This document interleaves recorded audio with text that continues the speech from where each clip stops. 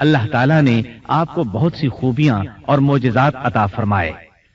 سورۃ النمل آیت 16 میں ہے، اور داؤد کے وارث سلیمان ہوئے، کہنے لگے لوگوں ہمیں پرندوں کی بولی سکھلائی گئی ہے اور ہم سب کچھ دیے گئے ہیں، بے شک یہ بالکل کھلا ہوا فضل الہی ہے۔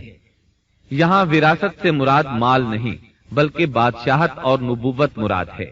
اللہ تعالیٰ نے انہیں ایسا بادشاہ بنایا کہ ساری دنیا میں ان جیسا کوئی نہیں ہوا، آپ سے بڑھ کر بادشاہت بھی کسی کی نہ ہو سکی، کیونکہ خود سلیمان علیہ السلام نے یہ دعا کی تھی کہ الہی مجھے ایسی سلطنت عطا فرما کہ جو میرے بعد اور کسی کے شایان شان نہ ہو۔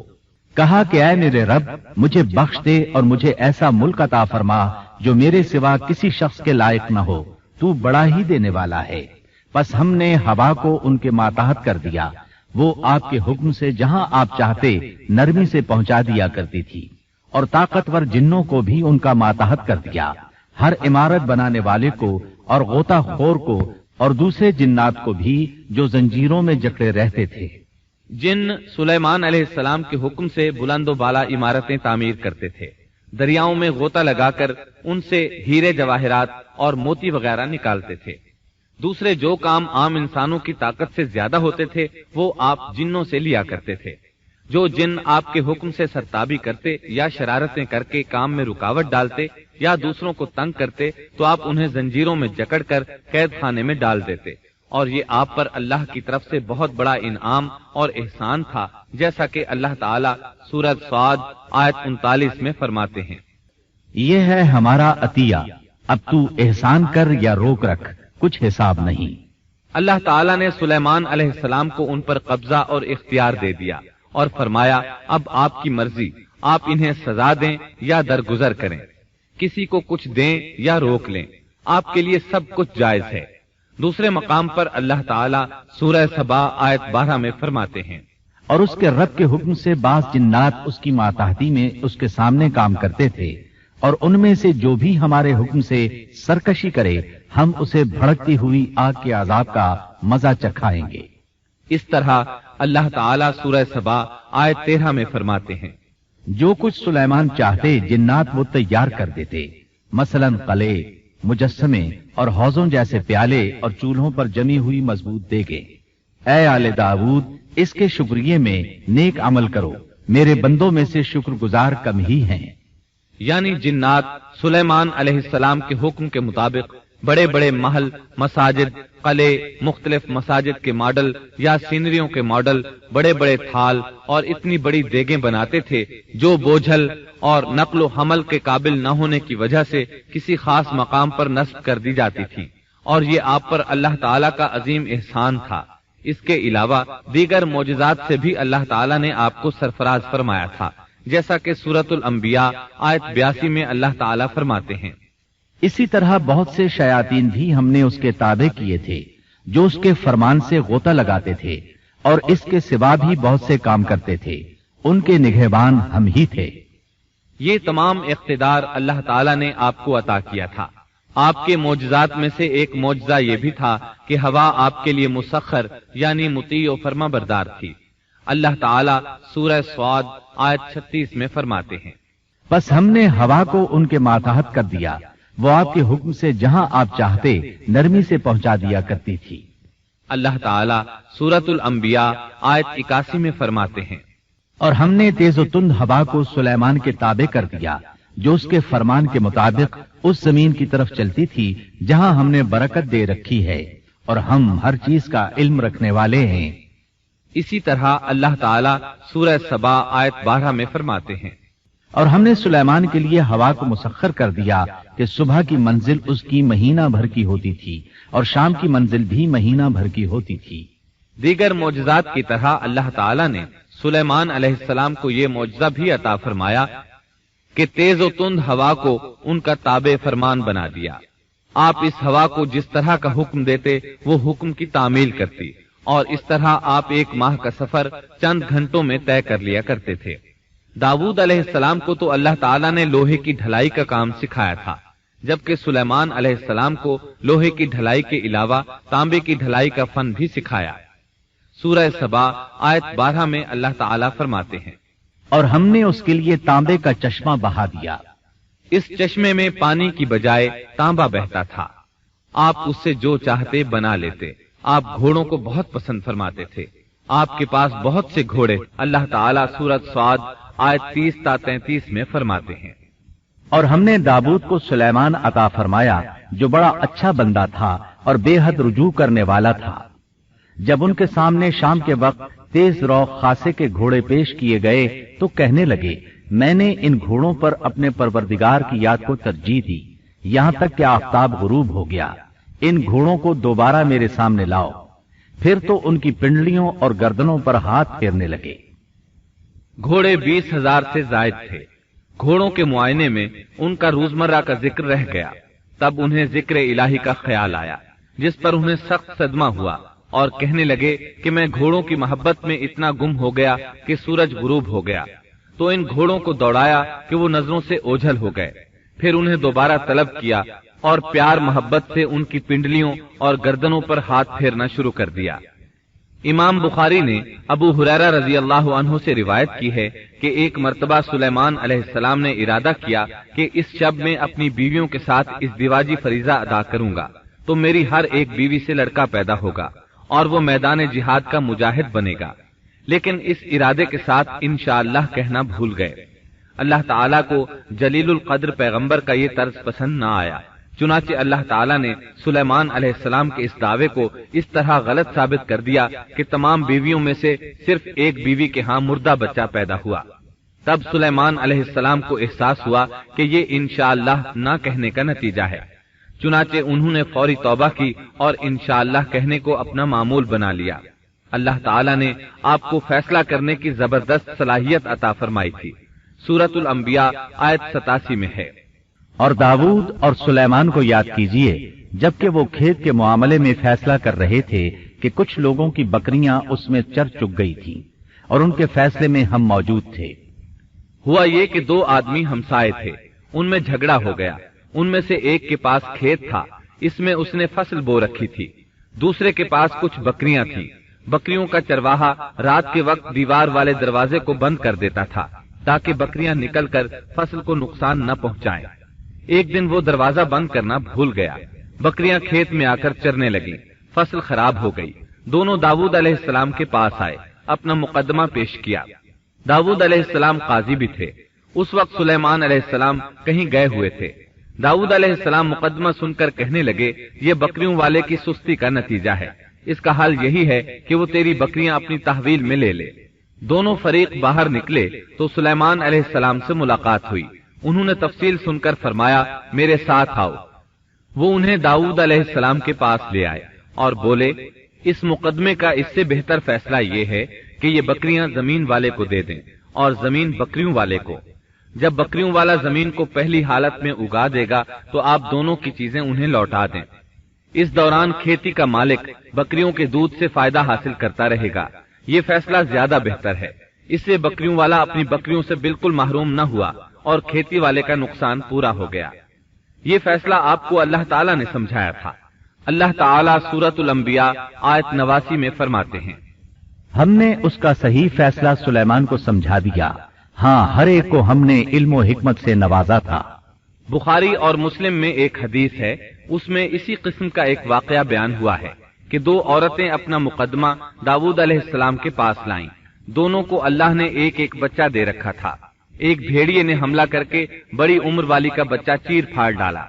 औरत चालाक थी, उसने छोटी उम्र वाली का बच्चा छीन लिया कि ये मेरा बच्चा है। दाऊद अलैहिस्सलाम ने देखा बच्चा बड़ी औरत के पास है तो उसके हक में फैसला दे दिया। सुलेमान अलैहिस्सलाम ने दाऊद अलैहिस्सलाम से इजाजत चाहते हुए कहा, क्या मैं इस मुकदमे का फैसला कर सकता हूँ? उन्होंने इजाजत दे दी। सुलेमान अलैहिस्सलाम ने औरत से कहा, बच्चा मुझे दे दो। बच्चा हाथ में लेकर उन्होंने तलवार निकाली और दोनों औरतों से फरमाया, मैं इसके दो टुकड़े करके तुम दोनों में बराबर बराबर तकसीम करने लगा हूँ। ये सुनकर बड़ी औरत बोली कि ठीक है, जबकि छोटी औरत ममता की वजह से चिल्ला उठी कि आप इसे जिंदा रहने दें और उसे दे दें। ये सुनते ही सुलेमान अलैहिस्सलाम बोल उठे, तू ही इसकी माँ है, जिससे अपने बच्चे के टुकड़े देखना बर्दाश्त न हो सका। फिर बच्चा उसे दे दिया। सुलेमान अलैहिस्सलाम का एक तीसरा वाकया कुरान में यूं है, सूरत उन-नम्ल आयत 17 और 18 में है। और सुलेमान के सामने उनके तमाम लश्कर जिन्नात, इंसान और परिंदों में से जमा किए गए। हर किस्म अलग अलग खड़ी कर दी गई। जब वो चींटियों के मैदान में पहुंचे तो एक चींटी ने कहा, ऐ चींटियों, अपने अपने घरों में घुस जाओ, ऐसा न हो कि बेखबरी में सुलेमान और उनका लश्कर तुम्हें रौंद डाले। उन तमाम लश्करों को इकट्ठा किया गया था। अल्लाह ताला ने चींटी की ये बात सुलेमान अलैहिस्सलाम को सुनवा दी। सूरह नम्ल आयत 19 में है। उसकी इस बात पर सुलेमान मुस्कुराकर हंस पड़े और दुआ करने लगे कि ऐ परवरदिगार, तू मुझे तौफीक दे कि मैं तेरी उन नेमतों का शुक्र बजा लाऊं जो तूने मुझ पर इनाम की हैं, और मैं ऐसे नेक आमाल करता रहूं जिनसे तू खुश रहे, और मुझे अपनी रहमत से नेक बंदों में शामिल फरमा। आपका एक वाकया मलिका बल्कीस के साथ पेश आया। सूरह नम्ल आयत 20 ता 25 में है। आपने परिंदों की देखभाल की और फरमाने लगे, क्या बात है कि हुदहुद नजर नहीं आ रहा? क्या वो वाकई गैर हाजिर है? यकीनन मैं उसे सख्त सजा दूंगा या उसे ज़बह कर डालूंगा, या वो मेरे सामने कोई माकूल वजह बयान करे। कुछ ज्यादा देर न गुजरी थी कि उसने आकर कहा, मैं एक ऐसी खबर लाया हूं कि आपको उसकी खबर ही नहीं, और मैं सबा की एक सच्ची खबर आपके पास लाया हूं। मैंने देखा है कि उनकी बादशाह एक औरत है जिसे हर किस्म की चीज से कुछ न कुछ दिया गया है, और उसका तख्त भी बड़ा अजीम है। मैंने उसे और उसकी कौम को अल्लाह ताला को छोड़कर सूरज को सजदा करते हुए पाया है। शैतान ने उनके काम मुज़य्यन करके उन्हें दिखलाकर सीधे रास्ते से हटा दिया है। बस वो हिदायत पर नहीं आते कि उसी अल्लाह को सजदा करें जो आसमानों और जमीनों की पोशीदा चीजों को बाहर निकालता है, और जो कुछ तुम छुपाते और जाहिर करते हो वो सब कुछ जानता है। हुदहुद ने अल्लाह ताला की ये सिफत इसलिए बयान की कि ये अपनी हिस्स के जरिए जमीन में पानी वाले हिस्से का पता चला लेता है। सुलेमान अलैहिस्सलाम को भी यही हुदहुद बताया करता था कि पानी कहाँ है। फिर आप जिन्नात के जरिए पानी निकलवाते थे। ये इत्तिला सुनकर सुलेमान अलैहिस्सलाम हैरान हुए। आपने हुदहुद से कहा, हम अभी तुम्हारी बात की तस्दीक कर लेते हैं। सूरह नम्ल आयत 27 और 28 में है। सुलेमान ने कहा, अब हम देखेंगे कि तूने सच कहा है या तू झूठा है। मेरे इस खत को ले जाकर उन्हें दे दे, फिर उनके पास से हट आ और देख कि वो क्या जवाब देते हैं। आपने एक खत लिखकर उसे दिया। हुदहुद वो खत लेकर मलिका बल्कीस के महल पहुंचा। खत उसके सामने गिराकर खुद दीवार पर जा बैठा। खत देखकर मलिका बल्कीस ने कहा, वो कहने लगी, ऐ सरदारों, मेरी तरफ एक बावक़्त खत डाला गया है जो सुलेमान की तरफ से है, और जो बख्शिश करने वाले मेहरबान अल्लाह के नाम से शुरू है। ये कि तुम मेरे सामने सरकशी न करो और मुसलमान बनकर मेरे पास आ जाओ। उसने कहा, ऐ मेरे सरदारों, तुम मेरे इस मामले में मुझे मशवरा दो। मैं किसी अम्र का कतई फैसला जब तक तुम्हारी मौजूदगी और राय न हो नहीं किया करती। उन सब ने जवाब दिया कि हम ताकत और कुव्वत वाले, सख्त लड़ने भिड़ने वाले हैं। आगे आपको इख्तियार है, आप खुद ही सोच लीजिए कि हमें आप क्या कुछ हुक्म फरमाती हैं। उसने कहा कि बादशाह जब किसी बस्ती में घुसते हैं तो उसे उजाड़ देते हैं और वहां के बाइज्जत लोगों को जलील कर देते हैं, और ये लोग भी ऐसा ही करेंगे। मैं उन्हें एक हदिया भेजने वाली हूं, फिर देख लूंगी कि कासिद क्या जवाब लेकर लौटते हैं। मलिका बल्कीस ये अंदाजा करना चाहती थी कि सुलेमान अलैहिस्सलाम किस किस्म के बादशाह हैं और ये कि वो उनके खिलाफ लड़ सकेंगे या नहीं। चुनाचे उसने फिलिस्तीन की तरफ बेशुमार तहाइफ रवाना किए ताकि लड़ाई की नौबत न आए।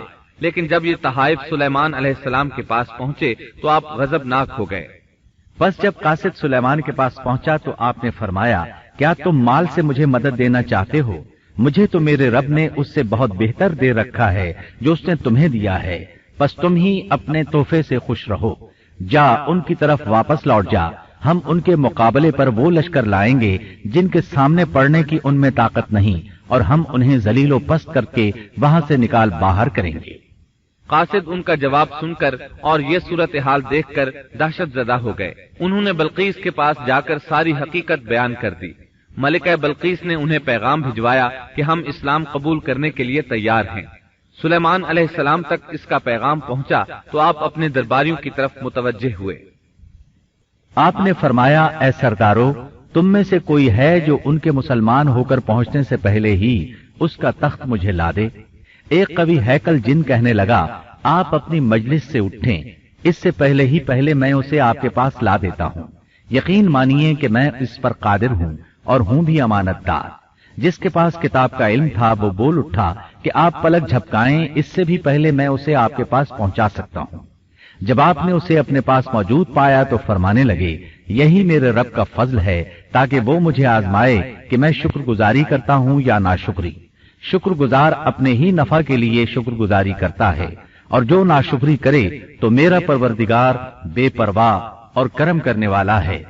حکم دیا کہ اس کے تخت کی صورت بدل دو تاکہ معلوم ہو جائے کہ یہ راہ پا لیتی ہے یا ان میں سے ہوتی ہے جو راہ نہیں پاتے۔ تخت لانے والے آدمی کے متعلق جو یہ آیا ہے کہ اس کے پاس کتاب کا علم تھا، تو مفسرین کا اس کے بارے میں اختلاف ہے کہ وہ کون تھا۔ قرآن کریم کے الفاظ سے جو معلوم ہوتا ہے وہ اتنا ہی ہے کہ وہ کوئی انسان ہی تھا جس کے پاس کتاب الہی کا علم تھا۔ اللہ تعالیٰ نے کرامت اور اعجاز کے طور پر اسے یہ قدرت دے رکھی تھی کہ پلک جھپکتے وہ تخت لے آیا۔ پھر سلیمان علیہ السلام نے تخت میں تبدیلی کا حکم دیا۔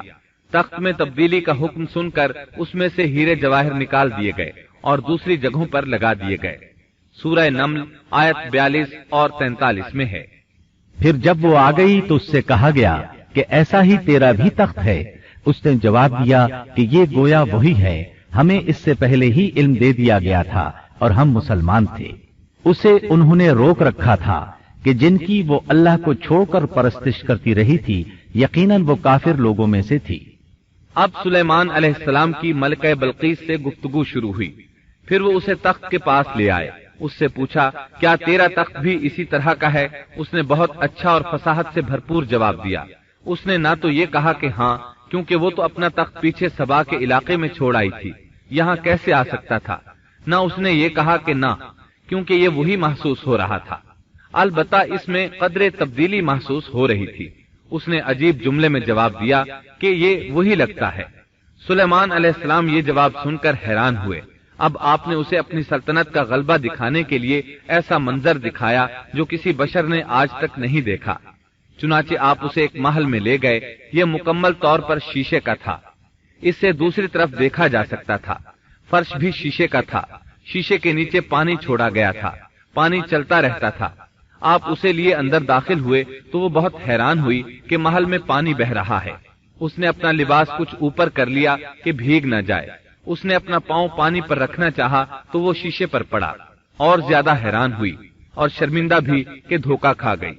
اور یہ سب کچھ جنات کے ذریعے تیار کرایا گیا تھا۔ سورہ نمل آیت 44 میں اللہ تعالیٰ فرماتے ہیں، اس سے کہا گیا کہ محل میں چلی چلو، جسے دیکھ کر یہ سمجھ کر کہ یہ حوض ہے، اس نے اپنی پنڈلیاں کھول دی۔ سلیمان نے کہا، یہ ایسا محل ہے جس میں نیچے بھی شیشے جڑے ہوئے ہیں۔ کہنے لگی، میرے پروردگار، میں نے اپنی جان پر ظلم کیا، اب میں سلیمان کے ساتھ اللہ رب العالمین کی مطیع اور فرمانبردار بنتی ہوں۔ یہ عظیم سلطنت دیکھ کر وہ جان گئی کہ سلیمان علیہ السلام صرف بادشاہ ہی نہیں، نبی بھی ہیں۔ چنانچہ اس نے فوراً ایمان قبول کر لیا۔ سلیمان علیہ السلام کا سب سے بڑا کارنامہ یہ ہے کہ آپ نے مسجد اقصی تعمیر کروائی۔ اس کی پہلی تعمیر یعقوب علیہ السلام نے کرائی تھی۔ صحیح حدیث میں ہے کہ رسول اللہ صلی اللہ علیہ وسلم سے پوچھا گیا، زمین میں کون سی مسجد سب سے پہلے تعمیر کی گئی؟ آپ نے فرمایا، مسجد حرام، یعنی مکہ معظمہ والی مسجد۔ پھر آپ سے پوچھا گیا کہ اس کے بعد کون سی مسجد زمین میں بنائی گئی؟ آپ نے جواب دیا، مسجد اقصی۔ جب بخت نصر نے قدس پر قبضہ جما لیا تو اس نے مسجد اقصی ڈھا دی، لیکن پھر سلیمان علیہ السلام کو اللہ تعالیٰ نے بادشاہت عطا کی تو انہوں نے ازسر نو تعمیر کا کام شروع کرایا۔ اس کے ساتھ ہی انہوں نے ہیکل سلیمانی بھی تعمیر کروایا۔ یہود آج تک اس کو مقدس سمجھتے ہیں۔ یہ مسجد اقصی کے بالکل قریب ہے۔ مسجد اقصی کی فضیلت میں بہت سی روایات ملتی ہیں، جیسا کہ رسول اللہ صلی اللہ علیہ وسلم کا ارشاد ہے، مسجد حرام میں ایک نماز کا ثواب 1,00,000 نمازوں کے برابر ہے۔ مسجد نبوی میں ایک نماز کا ثواب 1000 نماز کے برابر ہے، اور مسجد اقصی میں 500 نمازوں کے برابر ثواب ملتا ہے۔ مسند احمد میں عبداللہ بن عمرو بن عاص رضی اللہ عنہما سے روایت ہے کہ رسول اللہ صلی اللہ علیہ وسلم نے فرمایا، جب سلیمان علیہ السلام نے بیت المقدس کو تعمیر کیا تو اللہ تعالیٰ سے 3 دعائیں مانگی۔ ان میں سے اللہ تعالیٰ نے 2 قبول فرمائیں اور ایک کے بارے میں ہم امید رکھتے ہیں کہ وہ ہمیں ملے گی۔ انہوں نے پہلا سوال یہ کیا کہ مجھے ایسی حکومت دے جو تیری حکومت کے موافق ہو، یعنی عدل و انصاف کی فراوانی ہو اور کسی پر ظلم و زیادتی نہ ہو۔ اللہ نے یہ دعا قبول فرمائی۔ دوسرا سوال یہ کیا مجھے ایسا ملک عطا فرما جو میرے سوا کسی شخص کے لائق نہ ہو۔ اللہ تعالیٰ نے یہ دعا بھی قبول فرما لی۔ تیسرا سوال یہ کیا کہ جو شخص بھی گھر سے نکلے اور وہ مسجد اقصی میں نماز پڑھنے کا ارادہ رکھتا ہو تو وہ اپنے گناہوں سے اس طرح نکل جائے جس طرح کے پیدائش کے دن تھا۔ اس تیسرے سوال کے متعلق رسول اللہ صلی اللہ علیہ وسلم نے فرمایا، امید ہے یہ دعا اللہ نے ہمارے لیے رکھ لی ہو۔ اللہ تعالیٰ نے انہیں اس قدر طاقت اور قدرت عطا فرمائی تھی، لیکن اس کے باوجود آپ بشر تھے اور موت ہر بشر کو پہنچ کر رہتی ہے۔ انسان جس قدر بھی قدرت حاصل کر لے، جتنا بھی غلبہ پالے، جتنی بھی عظمت حاصل کر لے، لیکن موت سے نہیں بچ سکتا۔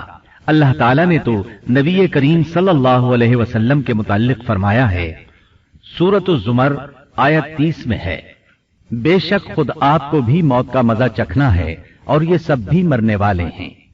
اللہ تعالیٰ نے چاہا کہ سلیمان علیہ السلام کی موت سے بھی لوگوں کو عبرت ہو اور نشانیاں ظاہر ہوں، کیونکہ اس دور میں لوگ جنات کے فتنے میں مبتلا تھے۔ یہ خیال کرتے تھے کہ جنات کو غیب کا علم ہے۔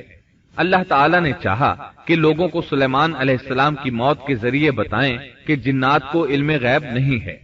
ایک دن سلیمان علیہ السلام نے جنات کو سختی کے ساتھ مسخر کیا اور وہ آپ کے سامنے کام کرنے لگے۔ آپ ان کی نگرانی کرتے رہتے۔ جنات کے دلوں میں آپ کا بہت خوف تھا۔ آپ انہیں سستی کرنے پر سخت سزا دیتے تھے۔ آپ کھڑے ان کی نگرانی کر رہے تھے۔ اس وقت آپ کی عمر 150 سال تھی۔ جنات بیت المقدس کی تعمیر میں مصروف تھے۔ ایسے میں آپ نے اپنا عصا پکڑا اور اس پر اپنی ہتھیلیاں ٹکا دی، پھر ہتھیلیوں پر اپنا سر رکھ دیا۔ اس طرح ان کی نگرانی کرتے رہے۔ اسی حالت میں اللہ تعالیٰ نے آپ کی روح قبض کر لی، تاہم آپ کی آنکھیں کھلی رہیں۔ ادھر جن مسلسل کام میں لگے رہے۔ وہ یہی خیال کرتے رہے کہ سلیمان علیہ السلام زندہ ہیں اور انہیں دیکھ رہے ہیں۔ آپ کا خلیفہ آیا تو وہ جان گیا آپ انتقال کر گئے ہیں، لیکن اس نے بھی جنات پر یہ بات ظاہر نہ کی۔ اس طرح 2 سال گزر گئے۔ جن اس قدر سخت نگرانی پر حیران تھے۔